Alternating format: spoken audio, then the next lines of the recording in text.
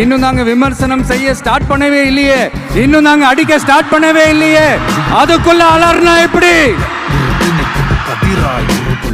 அதனால உங்க அரசவை புலவர்கள் யாராவது இருந்தாங்கன்னா கர்ச்சீஃப் எடுத்து அவங்க கண்ணீரை துடைத்து விடுங்கள். சரி, அது அவங்க பிரச்சனை, அவங்க பாத்துக்கிட்டோம். நமக்கு எப்பவுமே மக்கள் தாங்க, மக்களுடைய பிரச்சனை பத்தி பேசுறது தான். இன்னைக்கு நம்ம காஞ்சிபுரம் மாவட்டத்துக்கு வந்திருக்கிறோம். இங்க மக்கள் ஃபேஸ் பண்ற அந்த பிரச்சனையை பத்தி நம்ம பேசி ஆகணும். இந்த காஞ்சி மண்ணை வாழ வைக்கிற ஜீவ நதி பாலாறு, உயிர் நதி பாலாறு.